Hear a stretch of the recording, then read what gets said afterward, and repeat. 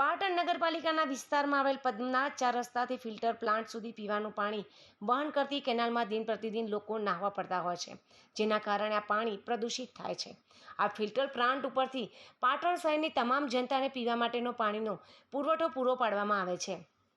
આ પાણીનું વહન કરતી કેનાલમાં આજુબાજુના રહેતા લોકો આ કેનાલની અંદર સાબુ, શેમ્પૂ જેવા કેમિકલયુક્ત વસ્તુઓનો ઉપયોગ નાહવા અને કપડાં ધોવામાં કરતા હોય છે, જેના કારણે આમ પીવા માટેનું પાણી કેમિકલ સાથે પ્રદૂષિત થાય છે। વારંવાર પાટણ નગરપાલિકામાં રજૂઆત કરવા છતાં હજુ સુધી આ સમસ્યાનો ઉકેલ આવેલ નથી। અહીં કેનાલની આજુબાજુ દબાણ કરીને રહેતા લોકો વારંવાર કેનાલમાં નાહવા પડે છે અને પોતાના કપડાં પણ કેનાલમાં ધોતા હોય છે।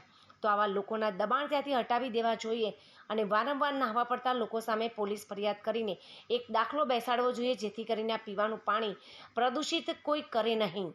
પાટણ નગરપાલિકા દ્વારા કેનાલ ઉપર કોઈ ગંદકી ના કરે તેના માટે ચોકીયાતની પણ વ્યવસ્થા કરવામાં આવે છે, પરંતુ અહીંયા કેનાલ પર આવો કોઈ જ કર્મચારી હોતો નથી। પાટણની પ્રજાને પીવાનું શુદ્ધ પાણી મળી રહે તેવી પાટણ શહેર કોંગ્રેસ પ્રમુખે માંગ કરી છે। પાટણ નગરપાલિકા વિસ્તારમાં આવેલ પદ્મનાથ 4 રસ્તાથી ફિલ્ટર પ્લાન્ટ સુધી પાણીનું વહન કરતી કેનાલની અંદર આ ભર ઉનાળાની અંદર અત્યારે લોકો નાહવા પડેલા છે। આ પાણી પાટણની તમામ જનતાને પીવાના ઉપયોગમાં લેવામાં આવે છે।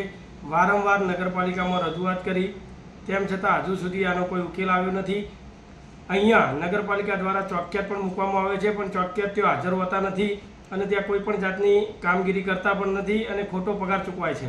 ખરેખર પાટણ નગરપાલિકાના સત્તાધીશો અને વહીવટીતંત્રએ જાગી અને આ જે પાણી દૂષિત કરવામાં આવે છે પીવાનું પાણી, એના ઉપર સજાગતા રાખી અને તાત્કાલિક ધોરણે કાર્યવાહી કરવી જોઈએ, જેથી કરીને પાટણની જનતાને પીવાના ઉપયોગમાં આવતું પાણી દૂષિત ના થાય અને લોકોને રોગચાળાનો સામનો ના કરવો પડે, એવી અમારી પાટણ શહેર કોંગ્રેસ પ્રમુખ તરીકે અમારી માગણી છે। આજે પણ મેં ચીફ ઓફિસરને રજૂઆત કરી છે કે સાહેબ અહીંયા નાહવા પડ્યાથી 1-2 ઉપર પોલીસ ફરિયાદ કરો અથવા તો આજુબાજુના દબાણો હટાવી દો। એ લોકો એ કેનાલની અંદર કપડાં ધોવે છે, નાય છે અને એમના ગાદલા પણ અંદર ધોવે છે, તો ખરેખર આ દૂષિત પાણી કરે છે, તો આ લોકોને ત્યાંથી હટાવી દેવા જોઈએ, એવી પણ માગણી આજે ચીફ ઓફિસર જોડે અમે કરેલી છે।